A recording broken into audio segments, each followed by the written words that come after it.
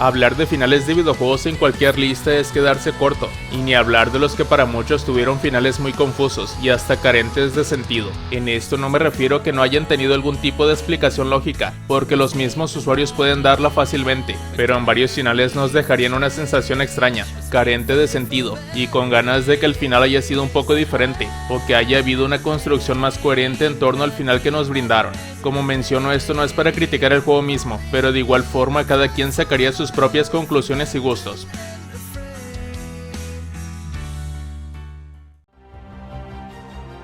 Cuando un juego tiene un final bueno y uno malo entre comillas, esperas a que uno de ellos naturalmente sea el bueno y el otro el malo. Bastante sencillo, pero lamentablemente eso no fue para Far Cry 5. El mal final ocurre tan mal como estaba planeado, con tu personaje principal permitiendo que el hombre que buscaba siga su propio camino, mientras es potencialmente hipnotizado para erradicar a sus amigos cercanos restantes. El buen final es cuando ocurre el fin del mundo. Sinceramente creo que el final malo debería haber sido el bueno o canon, ya que el fin del mundo carece de sentido en el universo de Far Cry, en donde si bien New Dawn tuvo su continuación con referencia a Far Cry 5 con las bombas cayendo, la fórmula se desecharía con Far Cry 6, donde el mundo está normalito, y nos enfrentamos con otro dictador en un país donde él gobierna, así que estuvo de más ese detalle del fin del mundo.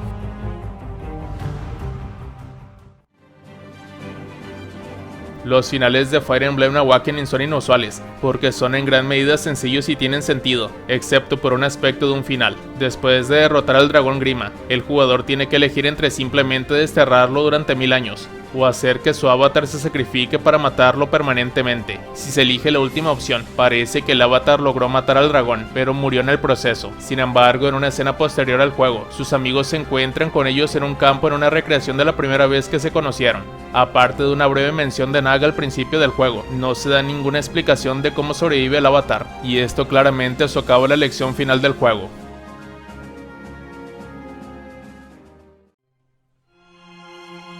Star Wars Caballeros de la Antigua República es un juego de rol para PC icónico y ampliamente considerado como uno de los mejores juegos de Star Wars y uno de los mejores juegos de rol de todos los tiempos. Su seguimiento también tiene una gran consideración, pero es conocido por su naturaleza inacabada, por lo que se apresuró en su lanzamiento. En la segunda parte, una de las zonas más afectadas es el final. El jugador lucha contra Malachor y se enfrenta a Kreia. Allí, después de una breve batalla, se les cuenta el destino de sus compañeros, a quienes no se ve durante el final, antes de ser rescatados por su nave, que fue vista cayendo por última vez en picadas y su perdición. Se explica muy poco y toda la serie de acontecimientos está muy inconexa.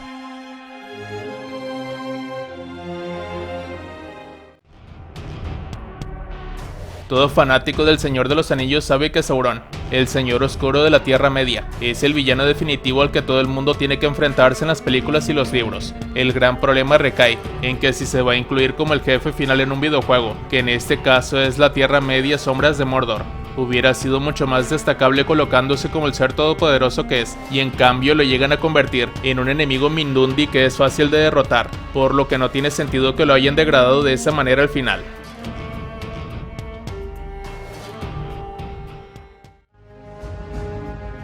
Batman Arkham Asylum termina con el Joker bebiendo algo de ese Venom mutado, lo que lo convierte en un titán que Batman tiene que derrotar. Esto es comprensible en términos de querer que Batman se enfrente a un villano parecido a un jefe al final, pero no tiene sentido. Sí, sé que el Joker ha utilizado artimañas para ganar fuerza física contra Batman en escenas anteriores, pero en la enorme mayoría de veces el payaso locochón ha usado más la intimidación psicológica para tratar de derrotar a Batman, por lo que vencer a Batman convirtiéndose en un bruto es completamente diferente a la metodología habitual del Joker.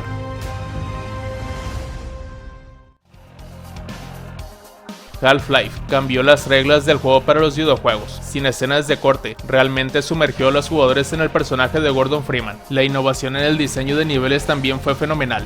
Bueno, al menos así fue hasta que llegamos a Zen. Fue entonces cuando Half-Life se convirtió en una pesadilla de plataformas que rompió el alma de innumerables jugadores, que solo querían ver la historia de Gordon Freeman hasta su conclusión.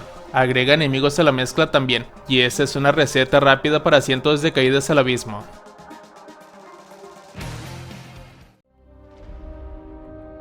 El final del shooter en primera persona Killzone 3, que de otro modo sería bastante bueno, es algo notorio por la forma en que cabreó a muchísimos jugadores. Al final del juego los héroes destruyen un crucero gigante con una bomba nuclear, lo que resulta en una gran explosión, que a su vez destruye todo el planeta y probablemente a todos los habitantes de la Tierra en el proceso. Esto no solo tenía poco sentido desde la perspectiva de la historia, sino que parecía que los desarrolladores no tenían idea de qué hacer, y simplemente optaron por vincular la trama lo más rápido posible, independientemente de la lógica, con la muerte de la población.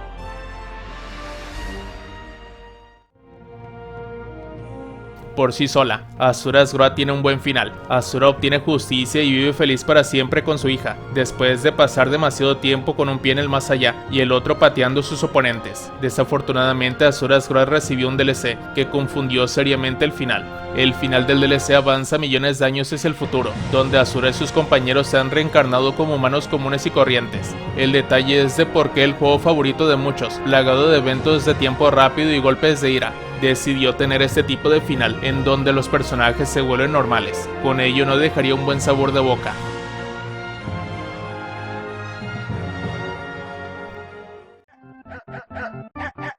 Muchos de los juegos de Silent Hill tienen finales de broma, como bien sabrás, pero la variante de Silent Hill 2 se lleva el premio a la más loca y sin sentido que nos podría brindar esta franquicia. Es decir, al descubrir una nave con forma de hueso durante la segunda partida del juego, el protagonista James Sunderland podría encontrarse cara a cara con un perro en una sala de control. Así es, resulta que todo el juego ha sido una simulación diseñada íntegramente por un simpático chucho, quien también lleva puesto unos auriculares. Luego el Firulais procede a lamerle la cara, presumiblemente como premio por haber dado con el final adecuado.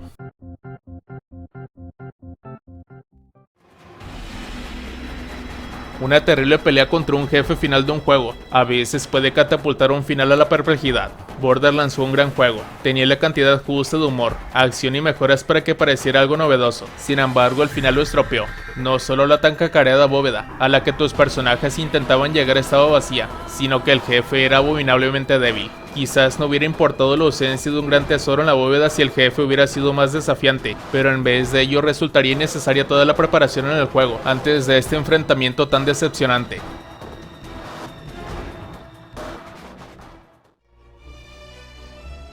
Fable 2 es un juego fenomenal envuelto en un arco terrible. Como ocurre con cualquier buen juego de rol, pasas mucho tiempo subiendo de nivel a tus personajes e invirtiendo en la historia.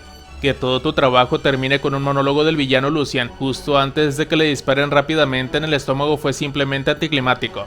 Así que pasaste demasiado tiempo considerando una pelea final, que parece como si la situación se te hubiera escapado de las manos, dejando pensando a los jugadores de qué es lo que estuviste haciendo para terminar en una situación así, sin ningún jefe final al cual enfrentarte.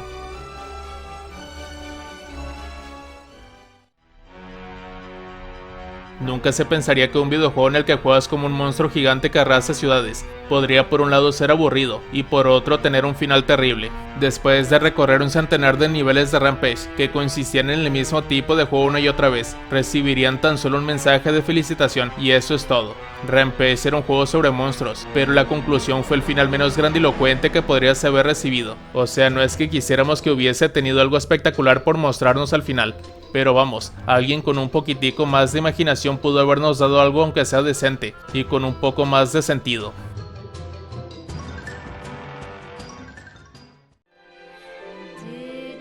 Final Fantasy VIII es un gran juego durante los primeros discos, una vez que llegas al punto de la narrativa en el que Skull y sus amigos descubrieron que todos estuvieron en el mismo orfanato cuando eran niños, y no lo recuerdan porque han mezclado sus recuerdos usando sus poderes de invocación especiales conocidos como fuerzas guardianas, comienza a perder su forma. Luego está el final, al que es casi imposible encontrarle sentido. Básicamente, sin embargo, aprendes que Ultimecia, una malvada hechicera, ha estado tratando de comprimir el tiempo para volverse todopoderosa. Skull y sus compañeros viajan al futuro para derrotarla, pero luego el protagonista se pierde en el tiempo y Ultimecia luego transfiere sus poderes a otra hechicera, a quien le dice a Skull que informe para crear Sid y por lo tanto poner en movimiento un bucle de tiempo infinito. Hay que preguntarse si el final del juego se perdió en la traducción, porque no importa cómo se mire, es simplemente imposible de entender, con una sucesión de explicaciones que solo sirve para hacer aún más confuso lo ya explicado anteriormente, o complicarlo más. Lo peor de todo es que te hace sentir tonto por no entenderlo.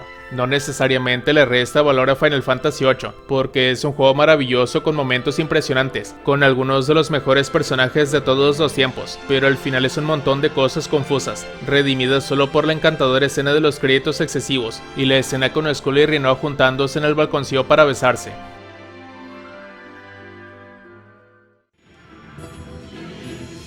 Drakengard no es un juego que necesitas jugar, pero sí necesitas escuchar sobre su final, que para todos sus efectos es completamente una locura. El juego, ambientado en un mundo de fantasía llamado Midgard, gira en torno a un héroe de fantasía llamado Kain y su búsqueda para destruir un dragón que le hizo daño. Todo el juego sigue una historia genérica, es decir, hasta el final. La primera señal de que algo no es del todo normal ocurre cuando los superbebés gigantes caen del cielo, y Kain se ve obligado a enfrentarse a ellos en la batalla hasta que llega el jefe superbebé, también llamado Madre. Es importante mencionar que aquí estos bebés no han sido mencionados en el juego de antemano, y no encajan en la lógica de la historia de ninguna manera, pero palidecen en comparación con la siguiente parte del final, en la que Kaim es transportado al Tokio actual, solo para enfrentarse a un monstruo en un juego de ritmo, y finalmente terminar siendo volado por 2 aviones de combate.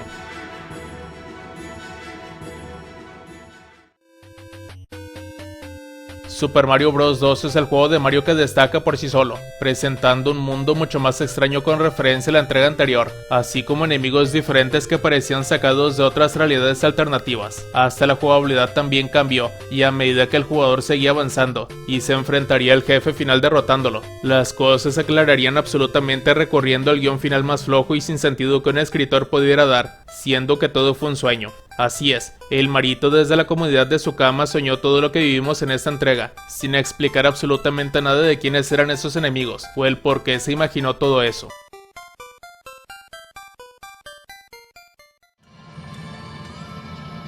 El lanzamiento inicial de No Man's Sky tuvo notoriedad, pero pocos pueden negar los grandes avances logrados con el juego desde entonces, colocándolo más que a la altura de lo que se esperaba inicialmente. Uno de los puntos de crítica en el primer lanzamiento del juego es la historia y su final. Después de seguir las señales hacia el centro de la galaxia, el jugador lo alcanza y rápidamente es enviado a una nueva galaxia para reiniciar el juego, sin muchas explicaciones. La historia ha sido revisada desde entonces para brindar muchas más explicaciones y contexto, así como para darles a los jugadores la opción de ingresar a una nueva galaxia. Sin embargo, su primera iteración ha pasado a la historia no solo como un disparate, sino también como casi un final sin fin.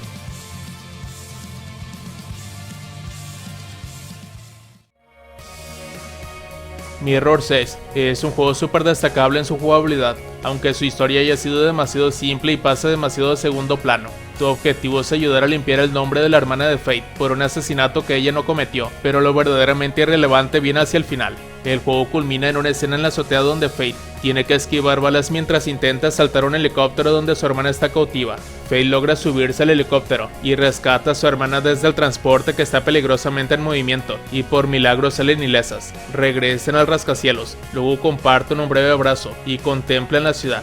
Digo, es un buen final en lo que cabe, pero ambas mujeres son altamente buscadas por las fuerzas policiales por el asesinato de Pop, sin explicarse nada del futuro de ellas, ni cómo enmendarían ese gran problema, donde simplemente desaparecerían sin dejar rastro. Es una pena que el siguiente juego haya sido una precuela y no una continuación.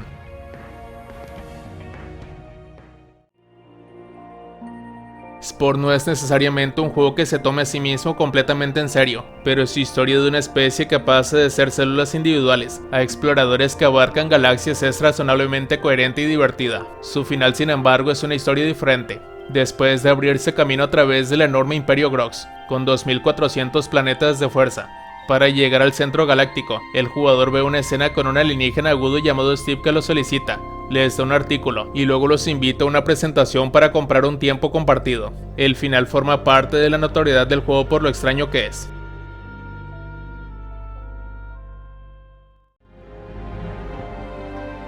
No se puede enfatizar lo impresionante que es la jugabilidad de Dishonored. Si no has jugado este juego de sigilo en primera persona, tendrás mucha emoción preparada para ti cuando finalmente lo juegues. Dishonored es una obra de arte, pero desafortunadamente no logra aterrizar. La misión final que juegas es más de lo mismo, lo cual no está mal, y los eventos finales de la historia se desarrollan rápidamente en un rápido montaje estilo cuadro, ya sea que tengas el final bueno o el malo.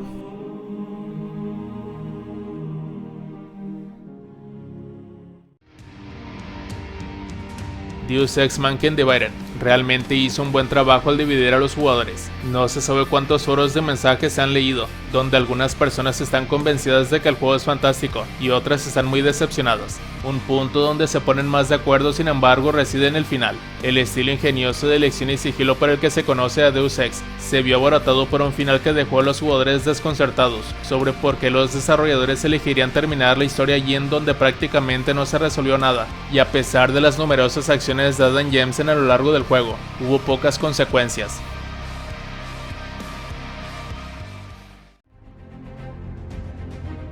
Far Cry 3 es un gran juego, no hay duda de eso. Como Jason, un joven de 25 años de Los Ángeles, te encuentras varado en una isla del Pacífico, invadida por narcos y grupos militantes, con la tarea de salvar a una antigua tribu de la destrucción total y rescatar a tus amigos que han sido capturados. Y entonces Jason debe pasar de ser un pringao a un guerrero rudo. Sin embargo, el problema llega al final del juego, cuando Jason de repente recibe dos opciones de una suma sacerdotisa llamada Citra, de convertirse en el guerrero definitivo matando a sus amigos, o ya sabes, no hacer eso y abandonar la isla. Y es el hecho de que el juego realmente te dé esa opción lo que no tiene sentido, porque durante todo el juego Jason ha estado dispuesto a salvar a sus amigos. Eso es lo que le importa. En ningún punto de la narrativa se insinúa ninguna otra posibilidad, y es completamente ilógico que el juego le presente al jugador esta opción porque, como parte de la historia, Jason traiciona a sus compañeros sin razón. Otro detalle también es que si Jason salva a sus amigos, él termina quedándose en la isla. La pregunta es ¿para qué? No hay un enemigo o amenaza por la que él deba quedarse para combatir.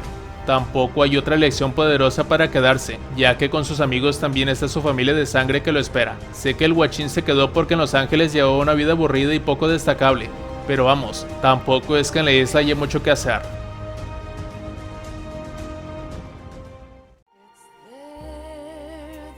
Probablemente haya mucha gente que argumente que el final de Metal Gear Solid 2 tiene mucho sentido, solo hay que ser lo suficientemente inteligente para resolverlo, y aunque algunas partes tienen sentido, aunque el juego en sí no lo tiene en general su conclusión es un montón de tonterías. Entonces resulta que todo el juego ha sido una simulación, un intento de recrear el incidente de Shadow Moses del primer juego, que hizo para demostrar, bueno, nadie está seguro qué cosa. Luego todo se vuelve loco, el juego te dice que lo pagues físicamente varias veces, y luego estás luchando contra Solidus Snake en lo alto del Federal Hall, en el centro de Manhattan. Luego viene el final, 17 minuticos de duración y absolutamente repleto de giros argumentales, revelaciones de la trama, aclaraciones de la trama, debates filosóficos, metareferencias y cualquier otra cosa que Kojima tuviera ganas de escribir en el juego ese día específico. Es mitad mezcolanza, mitad viaje ácido, y no importa cómo intentéis justificarlo o explicarlo, es completamente desconcertante en casi todos los sentidos, simplemente no hay manera de que tenga sentido.